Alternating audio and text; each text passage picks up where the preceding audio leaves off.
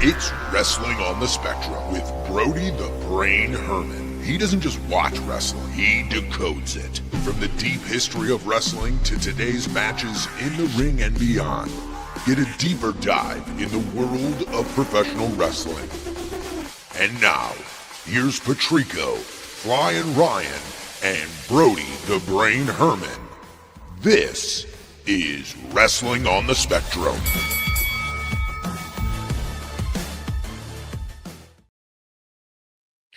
It's a new day. Yes, it is. Is it a new day, though? It is a new day. Welcome to Wrestling on the Spectrum. Hello, everybody. Welcome. Hello, Tony and Ryan. How's everybody doing today? Brody doing fantastic. It is May 2nd, but it feels like it's October 2nd right now outside here in lovely St. Louis. Welcome to Wrestling on the Spectrum. If you have found us through the Podcast Heat Network or just found us through our socials, welcome. And we are excited to talk wrestling with you live this Saturday. If you are catching up and this is you checking us out on a podcast, every Saturday at 11 a.m. Central Standard Time, we are live on YouTube. We encourage you guys to log in and join us on Wrestling on the Spectrum. A big thanks to our sponsors, Brown & Crouppen Online, GetBC.com. Joined in studio today, my name is Tony Patrico, and you spell that Patrico. Oh, baby! And joined, as always, on the ones and twos, my main man, Flying Ryan Swingler. Ryan, how we doing today? I'm doing great, man. You know, watched the Hogan documentary, watched everything, man. Ooh, Wrestling has been lit, dude. man. We've got so much to dive into, and of course, joined as always, the man, the myth, the legend, the brain, Brody Herman. Brody, how we doing today? I'm doing great. I could not be better. Okay, so it's a new day. Yes, it is, in more ways than one. Brody, we got some news for everybody. Absolutely breaking news. Yes, breaking news. Kofi Kingston and Xavier Woods mutually part ways with WWE. Kofi Kingston, who's been signed to WWE since 2006, Xavier Woods, who's been signed to WWE since 2010, are no longer with the company.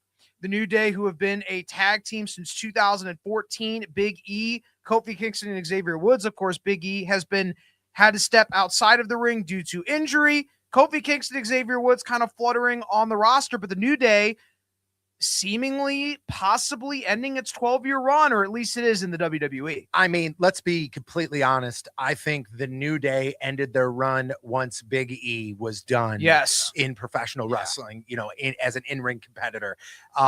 I think that the New Day was the New Day because of the three members of the New Day. You take away one of those pieces, whether it would have been Xavier Woods, whether it would have been Kofi Kingston, or in the real life scenario of Big E, it's just not the same. No. It goes from a believable, fun, really entertaining group to a tag team that I don't have much interest in. You know, there wasn't much. I agree with you, but I think the men's tag team division WWE is dwindling now. The Motor City Machine Guns being released, the White Six being released, and now the New Day mutually parting ways. Is WWE scaling back from men's tag teams, particularly men's tag team duos? Possibly. But the one thing I was thinking, and as soon as this broke, you know, we were kind of sitting here in the studio. Literally, I mean, this broke like minutes ago, guys. Absolutely. Like, we were sitting here just kind of rapping back and forth about it. And in my head, I thought the phrasing, mutually agreed to part ways. Is that something that we're going to hear from WWE? And then we're going to start seeing these folks in TNA. You know what I mean? Like, can you imagine Xavier Woods being back as Consequences Creed? Because that's how he started his career. TNA is Consequences Creed. And what is the official, like clue me in here, because I'm kind of confused. What's the official relationship between WWE and TNA? WWE and TNA is basically developmental for WWE. NXT talent can go to TNA. TNA talent can go to NXT. Does WWE own TNA? No, they do not. Just a relationship. It's just a relationship currently, just a business relationship. Okay, so it's not out of the possibility that we will see them there, but it's not like it is a WWE owned entity where like they wouldn't use that phrase if they own TNA and then they were just planning on sending them there, correct? Correct. So because this is a business relationship, it is a possibility. And I think with both of these guys asking for their release and WWE granting them their release, this is a good thing And I'll tell you why. Because that means WWE had zero plans for them. Zero. Facts. Like, not like they weren't getting over. It's just there was no plans. So with them both leaving at the same time, this is not the end of Kofi and Xavier together in some way. They're not going to be the New Day. It's not going to be Kofi Kingston because those are owned by WWE. Do you see either of them going to AEW though? No, man, I don't think they fit there. I don't see either going to AEW. I don't think they fit there. I mean, I think Kofi Kingston 10 years ago fits in.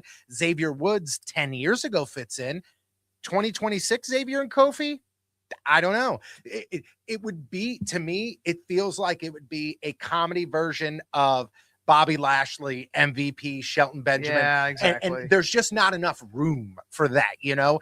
I kind of like the Hurt Syndicate in AEW, though. I mean, I do like the Hurt Syndicate, but can you imagine Another trying to get goofy over the one? Hurt Syndicate and a comedy version of the Hurt exactly. Syndicate? It's hard. Because I don't personally, and again, prove me wrong, but personally, I don't see either one of these guys as Kofi Kingston going somewhere and being a badass. No. Or Xavier Woods going somewhere and being a badass. They're fitting into the fun, high-flying, entertaining, family entertainment right now. So Yep. I'm excited to see where these guys go, if there is a next step for them.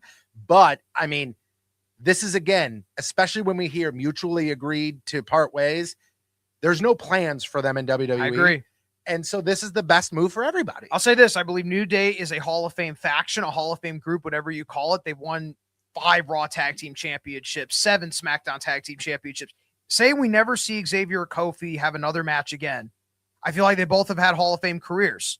I think they go in as a trio. I think you put them in as a trio. I think you do. I think it, even though they might not have like a legendary, like, I don't think you're ever going to hear somebody say like best tag teams of the world, and somebody's going to go, oh, the Road Warriors, and somebody go, oh, the New Day, New Day. I don't think they're going to be that high up in the conversation, but I think the impact they had at the time that they were at their highest gets them in, man. Oh, I think they're it Hall of does. Famers. I think there's a likely chance we don't see Kofi and Xavier have another match again. I can That's really all realistically wrestling, believe that. period? In pro wrestling, period. Ooh, man. Unless it's maybe an indie show, but I'm like on national TV. I'm being serious. Okay, so you don't think that there's an opportunity? Okay, What do they have to prove? Here's a good something. Okay, what if they go grassroots and they end up in Ring of Honor? That's owned by AEW, though. I know, though, but there's a place for them in Ring of Honor because Ring of Honor tends to highlight. You're not going some to of pay the them enough sillier money stuff. to go to Ring of Honor. That's a great point. I mean, you're just not going to pay him really enough great money. point. I mean, Xavier Woods is a master's degree and he's working towards his PhD. I mean, the dude's got other hobbies outside of wrestling. That's what I was Kofi saying. also has other hobbies outside of wrestling. It would not surprise me if both of these guys are like, hey, not going to wrestle for a while. Maybe we'll come back at some point, but we're just going to hang up our boots for a while. Yeah. That's what I was just about to say. Do you think this could just be a break? Because it's Just a break, yeah. Yeah.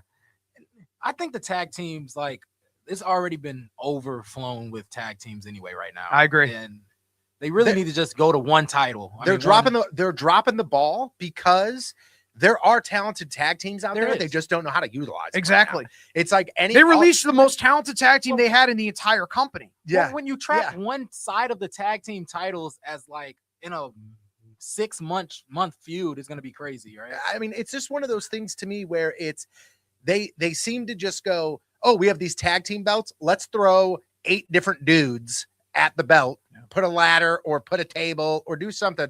And this will be our fun. We'll do some cool spots in here and then it'll be done. It has lost its prestige for sure. I remember the tag team belts used to mean something. And now it's just kind of like a belt. I mean, guys, R-Truth and Damian Priest. I mean, I like both of those guys. Come on. But come on, man. I mean, this is the Why are tag they even team paired up belts. with each other? Is a I little know, odd. I know, man. It's a little odd. These are the tag team belts. So it's crazy. But, you say things like, hey, this is the tag team scene is being underutilized and overcrowded agree. and all this stuff. What is the current state of WWE right now? Because we are in and looking forward to what they call a transition PLE.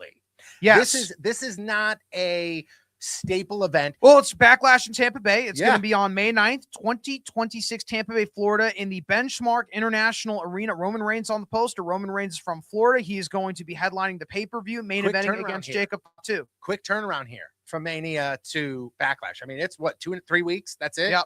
Like, it's a quick turnaround here. We're talking next weekend, guys. We're going to give our official predictions on this show next week when the entire card comes out. But so far, the announced matches, we have 5 of them announced so far. It's going to be Seth Rollins versus Braun Breaker. Breaker being accompanied by Paul Heyman. I'm excited about this. What a great match set this up is at gonna be. WrestleMania. Yep. And of course, you have Io Sky versus Asuka. I'm excited about that. Roman Reigns versus Jacob Fatu, main eventing for the World Heavyweight Championship. Trick Williams versus Sami Zayn for the United States Championship, a rematch from WrestleMania. And that's going to be fine. it for that, right? Like, just Trick beat Sammy again. The Gingerbread Man is already done. We're done with this. I'm so sick of this. Oh, enough of the Gingerbread Man. I'm so done with this, please. And here's an interesting one. Danhausen and a mystery partner versus The Miz and Kit Wilson. Now, is the mystery partner going to be a shadow, or is it going to be the Invisible Man, or will it be an actual wrestler? Oh, I think it'll be an actual wrestler. But who? And so when I saw this, I went, here we go. Like, because I have certain feelings on mystery partners. In the right way, it works. Okay. Sure. But like in let me put it this way. This is going to sound bad, and I don't mean for it to, but in serious matches, when there's a mystery partner, I always think you should, like, this is who it's going to be, man. Like, you're going to give a big name, give the big name. In this scenario where we all know that this match on the card is there for fun, like, this is a fun match. Nobody is going into this going, whoa, we are going to see one of the greatest wrestling matches in the history of the planet. Everybody knows, like, this is going to be a fun match. So, to be completely honest with you, I don't think it's off the table that we see John Cena. I think that would be hilarious. It'd be hilarious. I just don't think it'll be the case. I think it would be hilarious. Now, he does live in Tampa, though. That helps your case. Or what if John Cena's music hits and then one of the little fellas that came out with him at WrestleMania dressed like John Cena comes out and his partner? Okay, but those are all like, oh yeah, okay. Those are comedy. In all seriousness, who do you think it would be? It could be Sheamus or Kevin Owens. Coming off of injury. So you think they're going to go re-debut? Yeah, why not? I mean, unless they're calling somebody up from NXT, but you have Ricky Saints and Ethan Page. Who else would you call up? What I'm hearing is that it's going to be Royce Keys. Okay. That's what I'm hearing, which I go, again, why? Why? He's already debuted. You're not debuting him now. What's the point? He's already make him a mystery debuted. Partner. I don't understand it. Like, it doesn't make sense. Here's the thing. Like you said, our official predictions will come next week. Right. But like, this is Monday, or at least this week. They've got a lot to do to make some connections for this match. Again, we're not looking for this to be a technical superclass. No. We're not looking for this to be the Iliad of storytelling. The idea is to get Danhausen and the tag team partner over. Right. And even just Danhausen, like the tag team partner come out. I wouldn't even be surprised if all of a sudden it's like, hey, ladies and gentlemen, here it is. And it's somebody as random as Michelle McCool, because that's what they're going to do, because this is the opportunity to do that. Hacksaw Jim Duggan comes down, Danhausen grabs the mic and he says, I wanted to get a decorated competitor. But is it somebody, some legend comes in. Could be Kit Wilson's tag team partner. What's his name? Elton Prince. So somebody said that his name is a notable name that was not included on the release list that maybe you may see come back in some sort of different way. And maybe this is Danhausen and his start of creating a stable. And maybe they put a bunch of, and then there's a bunch of coffin cars driving down. I don't want a stable. I just want him doing his thing, and I don't want a bunch of people around him. Okay, so you say that you just want him to do his thing, but isn't this his thing? His thing is to do a little comedy sketches in the back and make the mid card interesting. That's kind of his job. Okay, so wouldn't throwing something that's a completely out of left I'm field so done with the stable thing. It's like the default position. Like, let's give a guy a stable. Like, no, Danhausen will, he'll fall in beneath the background in a stable. He needs to be the main featured player, and he can't be if he's in a stable. I'm excited for this match. I mean, I like it. Listen, the mystery partner makes it more intriguing, right? Now, here's another question. What if because we heard, or at least we saw this week, is that there are serious talks involved between the folks over at TKO, WWE, and Stephen A. Smith. And we know that Danhausen and Stephen A. Smith have had some things going on. So what if it is somebody completely random? And I'm going to throw this out there, and your mind's going to be blown. I don't mind it. What if it's Halliburton? That's not a bad pick. He is hurt, though. Yeah, he is. He don't have to do nothing. Just Now, have wait, him wait. come I'll out. give you the But it's in alternative. Tampa though. That's the only thing. What's the But- matter? What if it's an alternative? Halliburton is. What if it's George Kittle? I don't think a celebrity's needed. I think this mystery partner's job is to wrestle the whole match and set up a spot for Danhausen to Okay. execute at the end. I think that's a great point. Yeah. That is a fantastic point, and I that wasn't even on my mind. Yeah. I think you're right because you don't want to put everything on Danhausen Right. because what if it flops? Yeah. What if it does flop? Exactly. You don't want to set up Danhausen for success and then have his own self be his failures. Right. I don't want to see the ring explode though. I've had enough ring explosions for my lifetime. They always look terrible. I've had enough ring explosions. Yeah. God. I don't know, man. I think, especially for a transition PLE, what Backlash has to offer, what the card's looking like right now, I think it's going to be a solid show. I think it'll be solid coming off of WrestleMania. And to be honest with you, and I know we'll get into it more next week here, I am once again, I know there's some people that are pushing back. They're like, the bloodline again, here we go. But what did I say a few weeks ago? The most interested I have been in WWE for a very long time was the whole bloodline story. And as long as But it's not the same bloodline though with it's Jacob not. and Roman. It means something more. They're trying to elevate does. Jacob as much as possible. And I actually believe Jacob will win gold this year. I don't know what belt he's going to win, but I do believe he's going to win gold this year. Did you see Gunther attack Cody Rhodes on SmackDown? I did. Ricky Saints debuted. Obviously, he's friends with Cody. That's why he's in the company. They're interacting. Of course, Cody Rhodes squashed Ricky Saints. For everyone was like, oh my God, it's the worst debut ever in wrestling. John Cena lost his first match on television to Kurt Angle. Sure did. Relax. However, this was more about Cody and Gunther. That match is box office. To me, that's a SummerSlam match. If we get it at Backlash, fine, because There's Dusty no way. Rhodes was They a won't- huge they- star in Florida. No, I don't think they'll push that. Those two, that's gotta be. That's a SummerSlam or WrestleMania match, right? It's gotta be. It's gotta be. Now, is Especially- this Heyman's especially if favorite the to Gunther? belt is going to be on the line. If Right. oh, that's a great point. There's a way you tie it in. There it is. But how does Heyman? Where does that come in though? I think you almost like Heyman just pulls some strings. right. Backstage. Heyman's pulled some strings backstage. He was talking to Nick Aldis on SmackDown. Why not that be the case then? That's Yeah. got to be Yeah. right. So I did want to bring this up too Sure. because we're talking about Danhausen and how Danhausen has the opportunity here to continue to do his Sure. thing, and I think that Danhausen, at least what we've seen so far, has adapted very well to the WWE Yeah. style, and I think he fits very well into there. Sure. Some of the names that were released, like we had mentioned, like the Wyatt Six, I think they have kind of ran their course. There was nothing. Did you else to see on do for them. Instagram Dexter Loomis cut his hair immediately? Immediately, and he was with Indy Hartwell because they did the whole index Right. thing in NXT. Like I liked it, and I think it's cool. Him and I think is it maybe Joe Gacy are promoting like the same date for something, so maybe them I showing. don't think up they'll on be the tag teaming independent together scene. anytime soon. I don't know either. So Did you think it was disrespectful for Loomis to cut his hair? why? I mean, no, but just like, it's, I didn't really want to be a part of the Wyatt Six, so I'm just going to cut my hair off because it was stupid anyway, and I didn't want to be a part of this. Or it's, hey, for this character, you need to have dreadlocks. I'm now no longer this character. I don't want to have these dreadlocks. But it doesn't mean- seem like he was sold and invested in the idea if he doesn't want to stick with the dreadlocks. Maybe, but like, think about it this way, okay? And this is a very far stretch. but Sure. feel me here. Let's say I work at QT, Right, okay, the gas station here. QT has a policy that you can't have facial hair. right. If I Wait, that's true. yeah, you can't have. That's why you, all the guys when I go to QT, but I they think be you can have like a mustache. You yeah, can't we have only like a got beard. mustaches. Yeah, you can't have a beard. So I lose my job at QT. They let Right. me go, and then on Tuesday I don't shave and I have a beard. Is that me being disrespectful to QT? No. It's just showing that you're in a new chapter of your life. Thank you. And that this era is over. That's exactly what he's doing here. And that's That era fine is with over. me. Because you're not going to be able to do the Wyatt Six thing anywhere else. I know Tony Khan is probably salivating at the idea, trying to get this group Sure. over there and doing something, but Yeah. there's no way that the Wyatt Six is going to be over. You could call it. I mean, I don't even know. What I you don't would think call it. disrespect's the right word, but if Bo Dallas and Eric Rowan look at him cutting off the dreadlocks, they're thinking, man, he really didn't want to be part of the Wyatt Six. I don't know. I think it's more of a not a snub to the Wyatt Six. It's more of a snub to WWE. And that's fine. I grew out my hair into dreadlocks for you guys.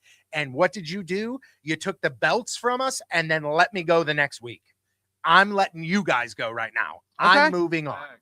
I think we're looking way too Facts. much into this. To Of be course honest. we are. But my question for you is, okay, somebody that they said, go do your thing.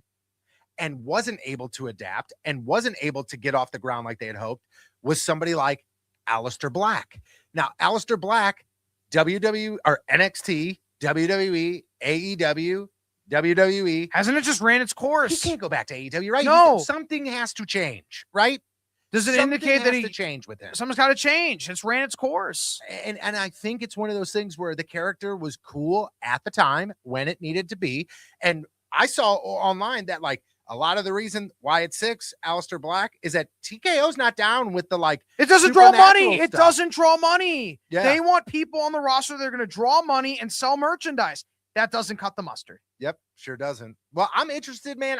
Like I said, normally I usually take after Mania, and I think I mentioned this last year. I take a little bit after Mania to just kind of take a reset.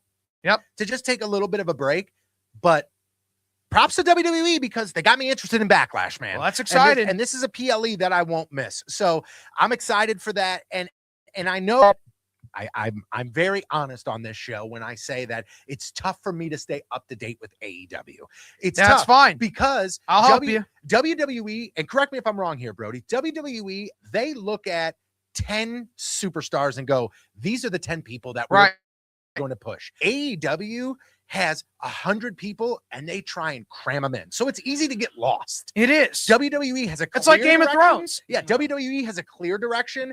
AEW has 100 directions. So what's going on in AEW? Okay, so that I AEW's need to biggest pay show of attention the to? year is Double or Nothing. It's going to be in Queens, New York, at the Yep. Louis Armstrong Stadium. That's going to be on May 24th, 2026. Okay, so we're officially in New York. AEW's flagship pay-per-view. Show. They're like month. WrestleMania, even Yep, though Okay, cool. yeah.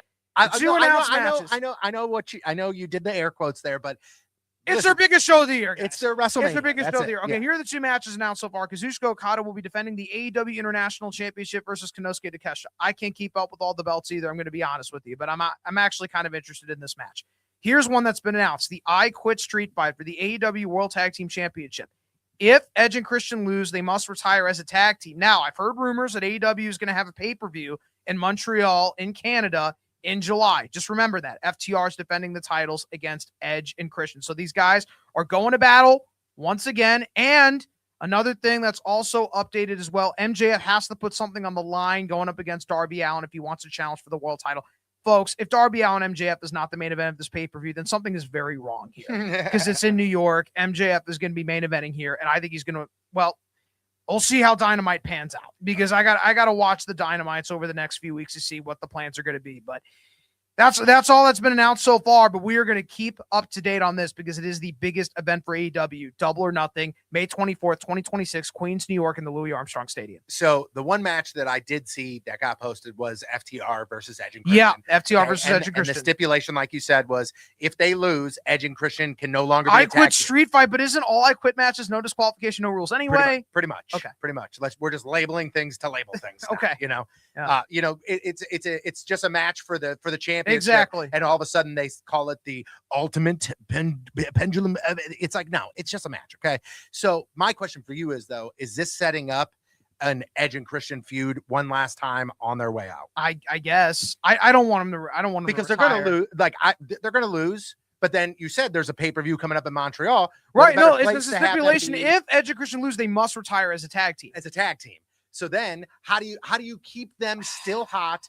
You put them against each other. They lose this why? match because of No. miscommunication, and then on their way out, because listen, man, Edge and they're on Christian their way out. battle against each other in Canada instead of them being a tag team. Dude, it would be raucous, man. Like, it would just be chaos because everybody would be losing their mind. And because rather than every retire punch, together as a everybody's, tag team. Hey. Okay, but I mean, are they going to retire if this isn't a retirement match? No, it's They not a wouldn't have retirement said match. that- It's not. But the stipulation, I don't like the stipulation because if you're going to announce the pay-per-views in Montreal, people expect them to be there. So I don't understand why the stipulation's in this match in the first place. Yeah. What do you think if you had to personally pick right now? I would pick Edge and Christian to win easily in New Okay. York. Okay. And then they'll be on Canada and they win the belts and then they'll defend the belts in Canada. If it's against FTR, so be it, or against somebody else. What about the stipulation for MJF? What do you think that he would have to, quote unquote? I hope Now- it's not the Adam Page stipulation of if I lose, I can never challenge for the AEW championship again. I saw somebody online say that MJF is really diving into Hollywood right now. We all know that. Yeah, he So is. they said, why would they not do, maybe he's got a role coming up where he's got to have a shave MJF. shave his head. And I'm That's like, that's not a bad stipulation, but 'cause to he- me, 'cause he- you 'cause need he's MJF for Wembley. I feel like MJF versus Ospreay is the money match in Wembley. yeah. You need him. Like, if you're MJF and you're making all this money in a year, you're Tony Khan, you got to sit down. Hey, you got to be with us in Wembley. It's our biggest crowd of the year. We're pushing Will Ospreay. Darby, yeah, that's a short little flurry to get some attention. Yeah. But this is the match we're going to. Like, the Darby little flurry was great, but let's focus on the task at hand here. Okay, before we move on from AEW here, so I mean, on paper, this Okada match is like some people's dream match, right? I mean, like looking at it historically, if I was- just hope Okada puts Takeshita over and it's not too long. so that was my point. I think this match, 5-10 years ago, is selling out arenas. It is the talk of the town. Now it's a Right. mid-card match. It's a mid-card match now, and they just need to treat it like that. Yep. And I know sometimes AEW likes to put a lot of pomp and circumstance between the international stars. To me, Takeshita needs to showcase as much as possible. Yes. Show dominance, beat Okada. Great changing of the guard for me would be a great moment here. Don Callis family, just end that whole thing, please. It's ran its course. Have Don Callis do something. If you're going to have another pay-per-view in Canada this year, I would like to see Don Callis in a much more prominent role. The Don Callis family, to me, is just not it. Now, speaking of MJF, I got to talk about a friend of the show, Sure. somebody who we have interviewed on this program, and the current push to the moon he is getting. What is going on with Tony Khan and Kevin Knight right now, man? Kevin Knight has won the AW TNT Championship, and he beat MJF on a recent Dynamite, and they're pushing Kevin Knight to the moon. No more jet stream. I was going to say that Yeah, ended he pretty won that. abruptly, pretty quickly, right? Yeah. I think it's great. Push Kevin Knight, give him a legitimate chance to see what he can do. I have no problem with him winning the AW TNT Championship. I'm actually excited for him to get a singles push. I thought that too. Now, here's something that I almost, it's almost painful for me to ask you this question. 'Cause That's fine. I know your answer, and I don't want you to fly across this room at me. No. But do you think that AEW needs to hold things back and have a little bit more surprises? Because if you remember when AEW really was taking off, it was always the surprise.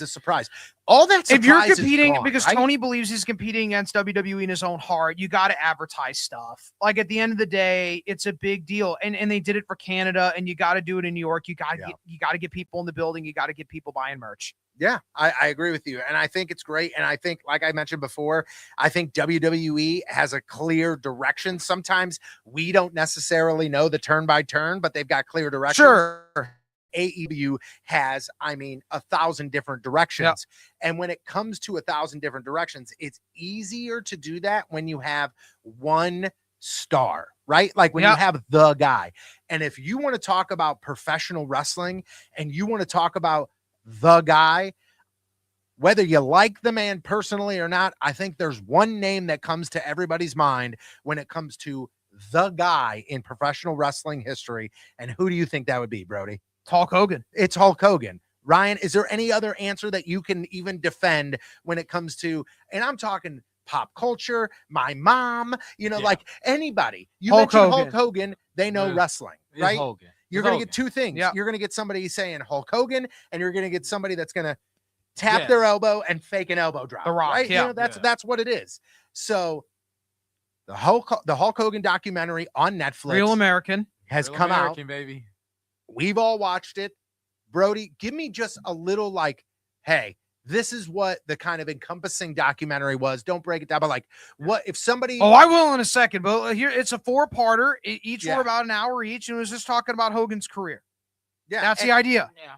and his life. And his life. So it Yeah. was a little bit of inside the ring, a little bit of outside the Yeah. ring.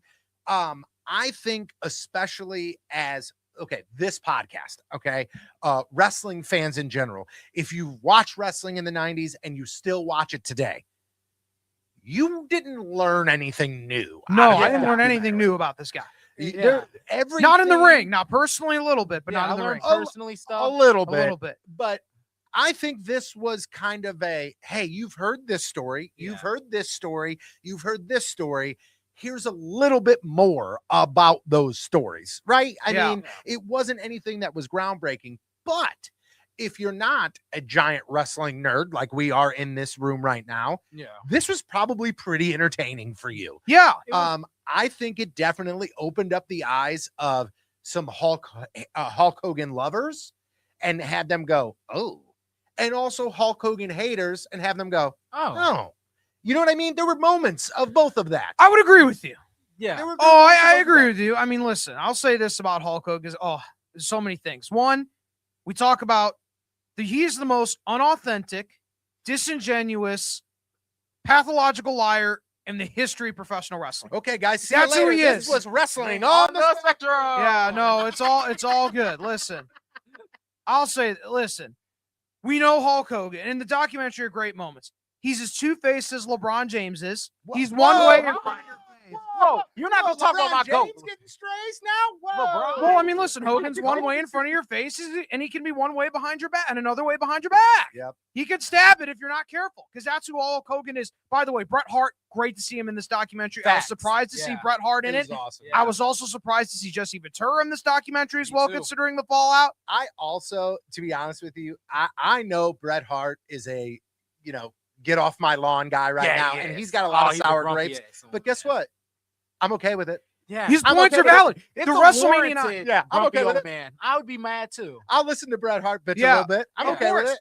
And the two best moments were three great moments. One, Okay, bring it Hogan to me. admits the fact that he injured Balzer on purpose. Number one, he Mhm. admits that he lied in Arsenio Hall about the steroid stuff, which he's as big of a liar, if not a bigger liar, than Mark McGuire was about his steroid use. So that Yeah. can tell you all you need to know Because about Mark Hulk McGuire Hogan. just dodged the question. Hogan flat out said no. Yeah, exactly. There you go. Bigger than a freight train. And of course, that greatest line in the whole thing. Well, I used my Hogan stroke and I spoke to Vince at times. And, I can pull the plug on things. The best part about it was when they played the Peaky Blinders theme song. And as Hogan was talking about how, it didn't sit well with me that Bret Hart was champion. So I decided to make some changes at WrestleMania because that's who Hulk Hogan is. They didn't talk about Starrcade 97, by the way, with that creative control with Sting. Yuck. When he ruined that. With the fast count that was not a fast count.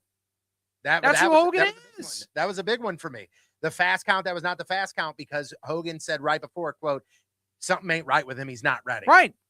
That's not your call, man. Right. Like, if that's the case, then the next week you do something. Listen. Not then. Listen, honesty and authenticity are not words I would associate with Hulk Hogan. See, I grew up, first time I really ever saw Hulk Hogan live on TV, January 4th, 2010, debuts in TNA. I knew he was one of the biggest box office attractions in the history of sport of professional wrestling. Not the biggest, because that's Jim Londos, but he's one of the biggest box office attractions in the history of sport of professional wrestling. He is a golden goose. He is the one that had a heavy hand, instrumental part, and a large reason why WrestleMania was successful.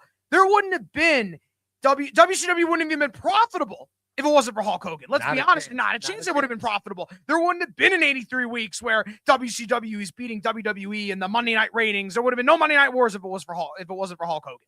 And I'll say this, Jimmy Hart, Eric Bischoff, Nick Hogan, they're going to show nothing but gratitude and admiration for Hulk Hogan. Same with Brian Blair, because they wouldn't be where they are if it wasn't for Hulk Hogan. I'll say this, Hulk Hogan is not a bad guy. He's really not. He's a good guy. He's a giving person. He gives his time. He's granted a lot of make-a-wishes for a lot of kids. He's not a bad guy.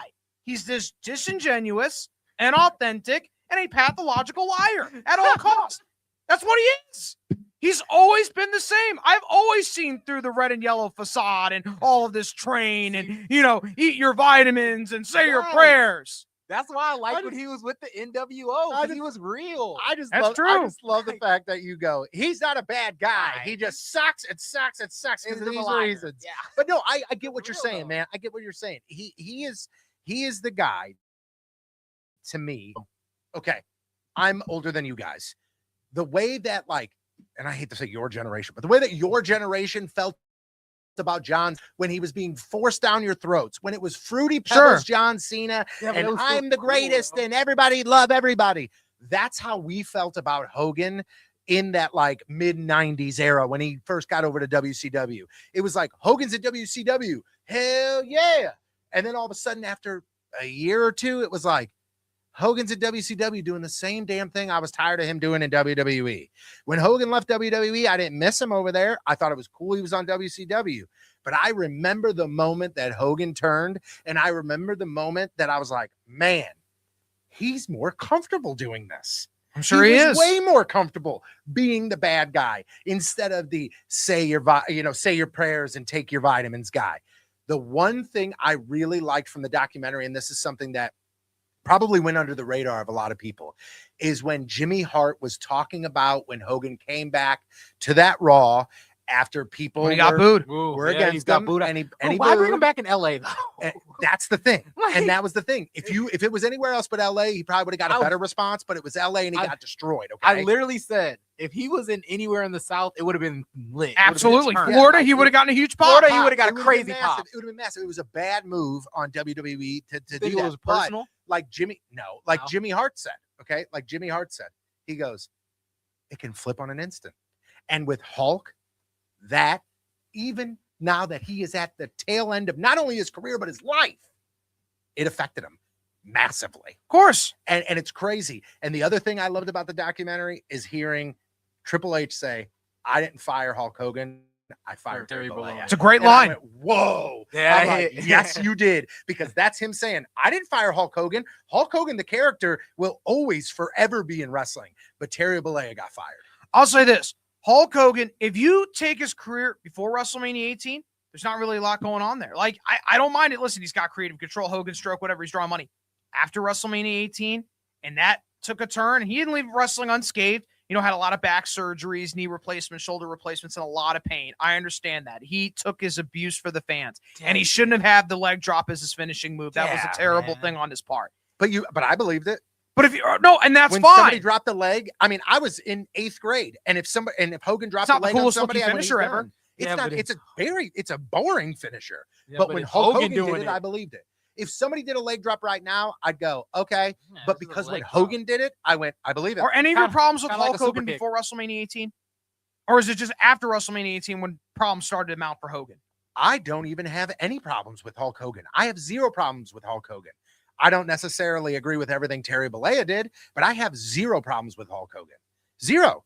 I mean, I think, and I know this isn't right, and I'm not saying it's right, but he earned that creative control. Was creative control in his contract? Yes. Then he gets it. You know, he Then earned it. Gets it. He earned that. They offered him creative control. They said, "Hey, man, you are so important to us. We don't want you to go anywhere. That we are going to give you creative control." Fine. If you had creative control, would you not use it?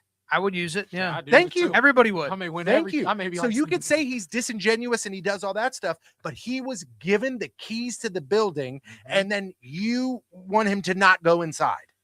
I'll admit he had one genuine moment when he was talking about the passing of his brother, and he got a little teary. Right? That's the only genuine moment he has. Yeah, I'm Yeah. not when It was especially- also. Go ahead. like, especially me knowing that I know wrestling, but I'm more close to the casual watcher. I'd say. Yeah. Like I knew the stories of Hulk Hogan though, right? But I could even tell through just watching it that was the most like genuine he was in that. But in the whole doc, it Talking was about his more like- brother. yeah, but in the whole doc, it was kind of like he's kind of just chilling, just saying whatever. to me. I think that part of the documentary is when we saw Terry Bollea. Yeah, Yeah. I think the rest of the documentary was Hulk Hogan. of course. A couple other things that I took away from the documentary that I thought were really interesting, and I think this is just because this is like a personal, like a really big interest of me, is I loved when he was talking about the other side of Hogan Knows Best. You know, the side where they were like, talking about how Nick was 12 years old, but they were making him act like he was 16. Mhm. And Nick was like, I didn't want to do all this crazy BMX. I wanted to skateboard." work on cars. He's like, I wanted to work on cars, but they had me in situations. That stuff fascinates me because Sure. again, Facts, I you did know, too. when you watch that when it was on TV, you were like, oh, there's just a camera in their house and this is their life. And it was believable because it was Hulk Hogan. But then you come to find out, and to be honest with you, I like the fact that they did include Brooke Hogan. I didn't think that they were going to include her in She it. wasn't at all. in the documentary. And She she wasn't felt like she in was it. buried. And she felt like she was buried. I mean, listen, she and her father/family have had some issues. Yeah. So you can't be mad that you're not going to be featured in the documentary, but they didn't completely remove her. They didn't completely remove her, but she felt like she was completely buried. Yeah. Yeah. And she wasn't willing to participate in the documentary. So Right. that's on that, Wait, but so she wasn't willing to participate, but then she's mad because she wasn't. yeah, really she was featured in mad it that they much? didn't bury her. Yeah, she was recently on Bubba the Love Sponge. So who's also, I'm surprised he didn't find his way in the Hulk Hogan documentary, knowing how close they were. I wonder if they didn't want him in there. Oh, they probably did. And Brutus One- Beefcake and Hogan are on the outs. So you notice Brutus Beefcake, no mention hardly of him at all. He was buried too. Beefcake was mentioned just as a tag team partner. I was gonna That's say, it. They showed a quick thing of him, and like Yeah. I think they showed him like smiling or something, and that was it. Like Yeah. it was very strange. And you know what? It is. Well, it Beefcake is- likes to take advantage of others. We all know this. We sure do. We sure do. But it was very interesting. I like the fact, and I know some people said like, "Oh, I wanted it to be a little bit more wrestling." Because I mean, listen, there was some, some got a more little slow. Terry stuff. It was Yeah. there was some parts, It got but slow. like, I thought it was interesting to just the moments to see Hulk Hogan at home. And Mhm. we've all seen those clips Sure. of him wrestling around with the kids. Oh, and I things love like this that. home video. The But it- footage they got was But it great. more. Yeah, it was way more. And the most surprising and most shocking thing to me, and dude, this was outrageous, was near the end here, he could barely walk. Yeah, it was bad. He had that It was scary. That's cane. why- I mean, it was Man. he went down. And Oh, it was yeah. what? Complications from a surgery, right? Back Yeah, it's on. surgery, It's knee interesting. surgeries. Yeah. Here's a question. Sure. This is a very interesting question here. Okay. Does Nick Hogan wrestle? Does Do we Nick see Hogan him do- wrestle? does I'm we sure see he him wants to do be involved anything? in wrestling. I'm sure he idolized his dad and wants to be involved in some way. I know Brooke Hogan had a little run in TNA. He and was Nick working Hogan out in didn't. this doc, man. You see him pushing some weight. And by the way, that scene was actually heartbreaking. On, At Yeah, the it was. beginning of the documentary, When they they was showed working out Hogan together? and Nick working my- out in the gym, and Yeah. then at the end, it was just Nick. Yeah, that that was was- heartbreaking. I mean, I'm talking from like a actual production side of things. Yes. Well done. Well That done. was When I well was done. watching, especially because I want to build documentaries and film documentaries as well. I was watching, it just felt like Hulk Hogan left us in the whole, like through the thing, like through the documentary, it felt like he left us. Like, Yeah. Yeah. It was incredible. I mean, so here's my question. Sure. Okay. Hulk Hogan, in the end, let's say it's 10 years from now. It's 2036, Brody. Somebody says the name Hulk Hogan. Where does the barometer fall as far as positive or negative when it comes to Hulk Hogan? Because the reason I ask you this is that the farther we get away from the 80s and 90s, Right. The worse it gets for the Hogan. worse it It gets, gets. because then people stop remembering that he was red and yellow and the say your prayers, eat your Right. vitamins guy, and they remember the things that they can Google, Sure. which come up as this and this and this and this and this. And then you go, womp, womp. So which is the Hogan that lives on? Does Hulkamania live on, or does Terry Bollea? I'll say this. It's a complex answer. I believe he will always be one of the biggest box office attractions in the history of the sport of professional wrestling. He is the golden goose. Well, that's a fact. That's a fact. That But you how can't people feel deny. about him, he'll always be known as the biggest pathological liar in the history of the sport of professional wrestling. I'm And sorry. somewhat racist. That's not how I see Hulk Hogan. I see him as a disingenuous, unauthentic, Yeah. see-through guy. Yeah, me too. But I see Hulk Hogan as Hulk Hogan, and then I see Terry Bollea as like, See, The guy that's who- that's I don't. that's It's hard why for me to it's- separate the two. It's all encompassing for you think me. it's just the same guy? Yes, just playing the I same do. Character? I do. I really do. I don't believe half the things he says. Legitimately, he's just not a guy that I would ever believe. Like, he's just not one of those people. Yeah, I- you can see through it though. You could. Oh, I really could see in through him that a mile documentary. away. Oh Yeah. my goodness, you can see Yeah. through it. Now, okay. Despite your feelings, tell me some of your favorite Hogan matches. I mean, him with Andre the Giant. Oh, that's another thing too. Brooke Hogan won at the Hall of Fame. She was upset that WWE didn't invite her, and it's like, oh, we invited you through Nick Hogan. Well, she was mad that she wasn't at the WWE Hall of Fame thing, but they celebrated the Hogan Andre match from WrestleMania 3. That's not the first time Hogan body slammed Andre. It was actually 1980, the first time he body slammed Andre the Giant. It was instrumental in Hogan's career. I would say Tony brought it up earlier when he turned heel at Bash at the Beach was a pivotal moment. I mean, My Hogan and favorite Savage thing- was good. My favorite thing about the Hogan turn, and I think I've mentioned this before, there is a little hidden Easter egg in that match that not many people realize. Go watch that match and go look at what Hulk Hogan is wearing when he's in the ring. He He's forgot wearing to those- change out of his cowboy boots. He's wearing the black one. And he doesn't. No, Oh. he forgot to change out of his cowboy boots. So he has he wrestles in wrestling boots, and he's got his red and yellow cowboy boots on because he forgot to switch them out. That's one of my favorite things. The other thing from that is he botched it. He called it the New World Organization of Wrestling in that promo with Mean Gene. And then they edited it back And with then him they saying, added it back. But he did say it right once. He said it wrong the other time, though. which is crazy because it's the biggest thing that's ever happened. Like, it was like, where do you rank that in the biggest things that have ever happened in professional wrestling? Biggest things that have ever happened in wrestling, top 10, maybe arguably top 5. I think top 3. Yeah, top 3. I mean, it changed the tide. Do you have a number 1? What is the biggest thing that's ever happened? Would you say Black Saturday? Oh, that's a good one. I mean, because Black Saturday's up there. That changed the entire landscape of professional wrestling. I'd rank that very high. Yeah, we'd have to go back and look at moments from the past. Speaking of like big moments of Black Saturday, think about if Black Saturday never happened. Do you understand? Everybody can have their different what ifs, but let's just say the territory days are still here. There would be so many options for professional wrestling. So many options. There would be that's a part of it. Different promotions. Think about this though. WrestleMania 4, okay, 1988. They had the tournament, double DQ Hogan and Andre. Clash of Champions, people tune out. Go to Clash of Champions 1, that's free on cable. Sting and Flair, time limit draw. What if Turner never buys Crockett? If that time limit draw doesn't happen, does Turner even have that much interest in Crockett at that point? I know Turner loves professional wrestling, but I guess he would have had to have buy Crockett because there's no other option for him to really buy. So yeah, that probably still would have happened, but they wouldn't nearly at the be. Time, there though, probably wouldn't have been a war. Is it a buy or is it an investment? Does he partner up? You know what I mean? Right, Like that's what I'm the media saying. conglomeration instead of just buying it and owning it.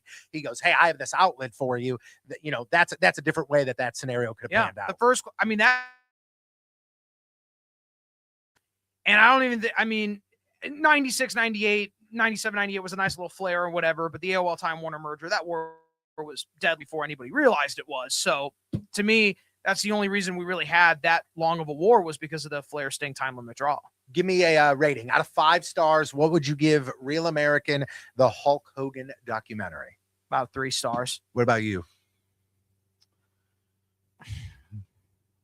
3.5. Okay. I would say 3 stars. Yeah. I give it 3 stars because again, and I think cinematography wise though too. Oh, it was done very well. It was produced very well. It was edited very well. But I think this is the reason I give it a 3 and not a 4 is because they made me feel like I was going to learn things that I did not know about Hulk Hogan. And I was just given a little bit more info of things I already knew. So like the casual Netflix watcher that's going to go on and go, oh, I liked watching Untold the Malice at the Palace. I liked watching this sports documentary. At least he was honest about Ultimate Warrior. That's another moment when he was honest. Yep.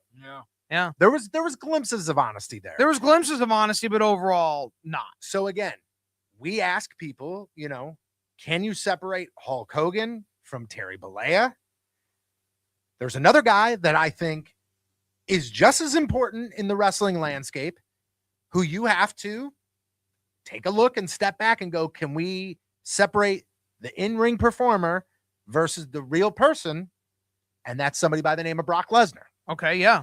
And I think if it's not true, WWE is doing a great job of pulling the wool over our eyes. But I'm starting to be on the camp that I think Brock is done. Yeah, and you can have him in Minneapolis. You don't have to have him in a match. If you want him at SummerSlam, have all the former University of Minnesota teammates that he had, the current wrestling team, all of his coaches go out, and everybody goes out on stage, gives him a clap. Him and Heyman are in the ring, and he relishes, and have him at SummerSlam for the crowd. I have zero problem with that at all. He does not have to wrestle in a match in order for him to be in Minneapolis. And you just have to pay him that's forced, though, right? And Brock Lesnar doesn't need that. Brock Lesnar doesn't need want it, that. but I don't he think Brock doesn't need Lesnar it, but wants it's that. He would want it if he saw all of his old wrestling teammates and his wrestling coaches there giving him an ovation. And that is where he wrestled in college. He's got a statue. He's retired there. It's a big deal for Brock. And his family. To consider it to be a great moment for his family and all of that stuff. I completely understand that, but wouldn't that make I'm just saying sense? it's an idea for him to do something in Minneapolis for SummerSlam that does not involve him wrestling a match. That works, I think, if that happens at the end of a match. But to just have him come out and go, hey, everybody, and then everybody else come out, I go, that's not Brock Lesnar. Brock Lesnar is the beast incarnate. He's not the, hey, they're my friends. Hi, everybody. I want Brock Lesnar to be Brock Lesnar. I don't need to see him be happy-go-lucky. Hey, I was just. We know how Ari Emanuel is. He's going to try to get Brock on that show some way. I guess so. But in your eyes, Brody, can you rank Brock Lesnar? I know we can put him in the same room, but can you put him at the same table? And how close do you sit him next to somebody like Hulk Hogan? Not even anywhere near close. And that's no disrespect. I mean, I have a list of top 10 wrestlers, and he isn't even on it. Okay, well, hey, let's get interesting. Let's have some fun. Top 10. Who's your top 10? Also, Brock Lesnar doesn't need his. Oh, you actually have a list. You wrote a list. Oh, I have a list. I love that. It'll give me a second, but I got a list. I just wanted to say before that, Willie said Brock Lesnar doesn't leave his ranch unless he's getting paid a lot. Hey, that's what I'm saying, but they'll pay him. But guess what? And here's the thing. Just like I said with Hulk Hogan, if he had in his contract creative control, he has every right to use it. Brock Lesnar, he's got every right to go. You want me to be somewhere? You pay me a lot of money. Because guess what? I don't care. Controversy after controversy after controversy after attitude, after throwing the belt at Vince, after all the stuff with the lawsuits going on. Every time you hear that Brock Lesnar music, the place goes bonkers. Okay. Because that's who he is. Okay. And so if you are that status, you have every right to go, I'm not coming unless you pay me $1 gajillion. Right. And when they go, well, we're not paying you $1 gajillion. Brock Lesnar is the first person to go, okay, cool. I'll be here. I'm cool. I'll be here. You call me when you're ready to make that decision. That's fine. And guess what? They always call. Exactly. That top 10 though, Brody. No, this is the list here. These are the greatest professional wrestlers in history, box office attractions, so on and so forth. According to Brody the Brain Herman. Yeah. And okay. Yeah. I just want to make that clear. This is okay. Your I'll start list. this off. The Babe Ruth of professional wrestling, the biggest box office attraction in history of the sport is Jim Londos. You can Google it. He has record-breaking gates that'll never be broken. So he's number one. You have Strangler Lewis, Frank Gotch, Gorgeous George, Lou Thez, Bruno Sammartino, Ric Flair, Hulk Hogan, Steve Austin, The Rock, John Cena. Is that listed in order? No, that's just eras of when they wrestled. It's chronological order of the biggest box office attractions in wrestling. Okay. And then Brock is next. So after that list, so that's one. I'm just counting. There is a name that was omitted from that list that is actually pretty shocking to me. Of that list of Gotch, Lewis, Londos, George, Thez, San Martino, Flair, Hogan, Austin, Brock, and Cena. Yep. There's a name missing. The Dead Man. Yeah, that's not a bad pick. That's because I think you would take her ahead of Lesnar. Yes. Okay. And you want to know why? Because in my eyes, when Hogan was there, Undertaker was right next to him. He was. When Steve Austin was there, Undertaker was right next to him. Yep. Bret Hart was there. Undertaker was right next to him. The Rock was there. Undertaker was right next to him. Cena was there. Undertaker was right next to him. If not in main event championship feuds with all of those guys, he was right there with them. When one of those guys went down, they always leaned back on Taker. I think Taker is the only name on that list that I think is missing. But other than that, I think that list is spectacular. I'd put Taker over Lesnar. Okay. Well, what are some, let's say that, again, I'm starting to believe it now, guys. This is the end for Lesnar. He is not going to wrestle. That's again, fine. Okay. That's cool. Do you have a list or a certain set of matches that really stand out to me? And I wrote down a couple too, so I'm interested to see if any of us are. No problem. Brock Lesnar versus Kurt Angle, main event of WrestleMania 19. That was my number 2. There you go. I think Brock Lesnar versus Undertaker WrestleMania 30 when he beat the streak. That's my number 1. Okay. I just put it because it's such a monumental moment. Right. And it's so important. I don't necessarily think that because of Brock Lesnar and the Undertaker, that match happens. You could have put it, the Undertaker versus Sami Zayn. And if Sami Zayn would have beat him, that would have been up on my list because it's such a monumental moment in wrestling history. I would say his matches with Cena, SummerSlam 14 and Extreme Rules 2012. That's my number 3. I mean, you're just pinging through my list, man. You are just pinging through Now, it. the one that people don't talk about of his best rivals, probably Roman Reigns, the WrestleMania trilogy. WrestleMania 31 is what came in at number 5 on my list. I put that on there because the cash in though. I mean, it really had nothing to do with Roman and Brock that match though. I know, but I think I like that match so much that that's still a Brock Lesnar. No, match I mean to it me. wasn't really a match. It was a surprise more than really a match. Cool. I still think that it was the.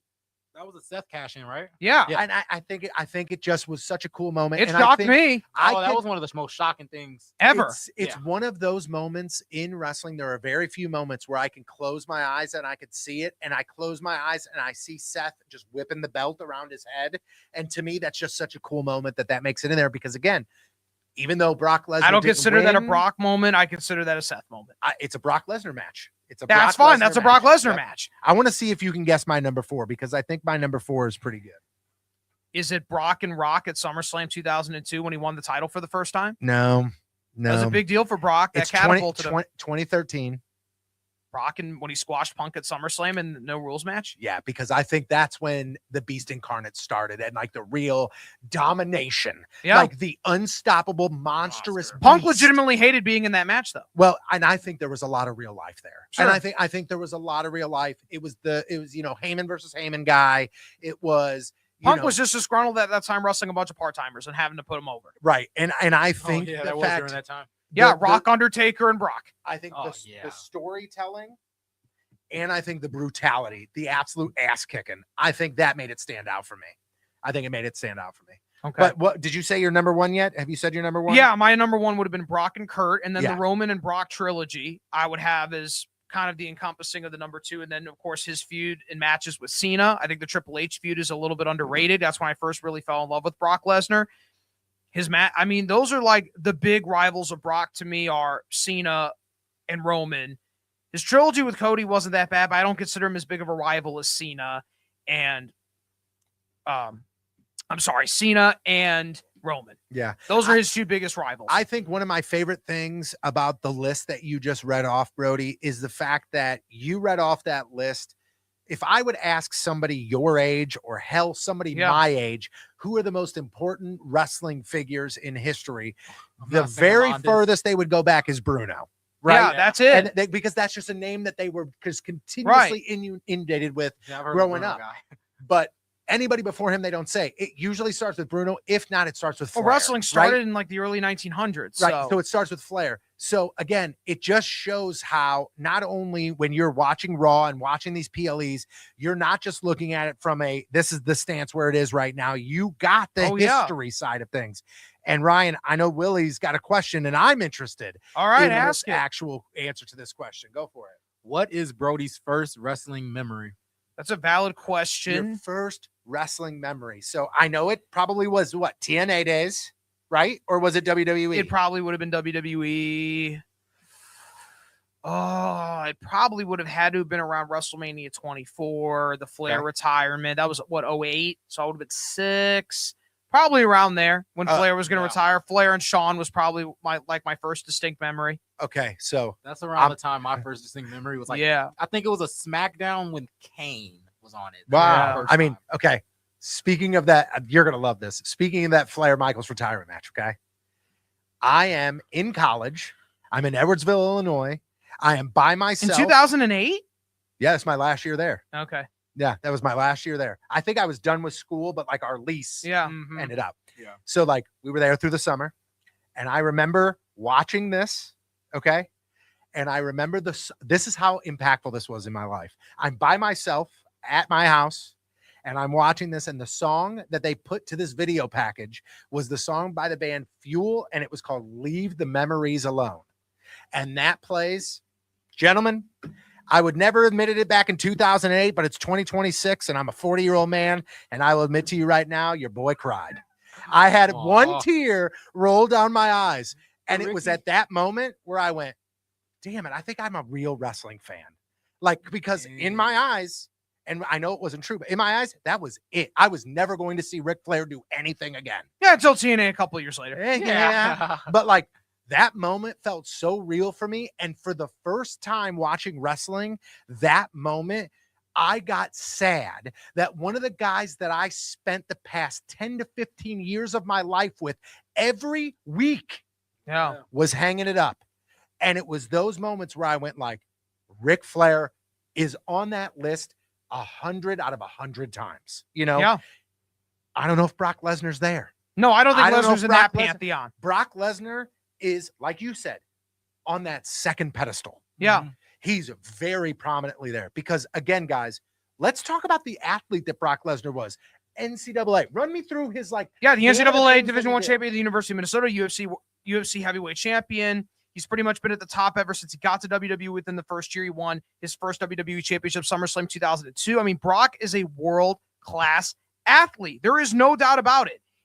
Brock has made more money per match than maybe anybody else ever has. The biggest payoffs, I mean, you got to admit. He has made so much money. And by the way, I do want to point this out. And I know, you know, we're talking about Brock a lot here, but I think it's important. It's Brock's deserves it. legacy. But Go ahead.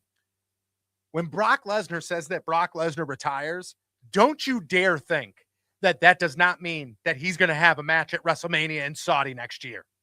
Could happen. Oh, dude, could happen. Brock Lesnar retiring is Brock Lesnar retiring, but Brock Lesnar loves money.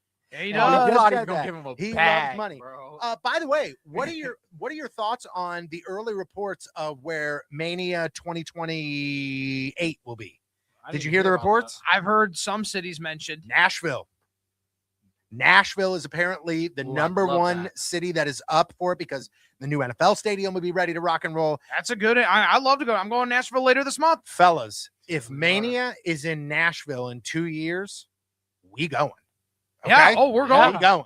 We're Man, going. we might as well go the whole week. Let's just Yeah. everybody take off work now. We Yeah. go into Mania Nashville would in be 2028 awesome if in a it's in couple years. Nashville.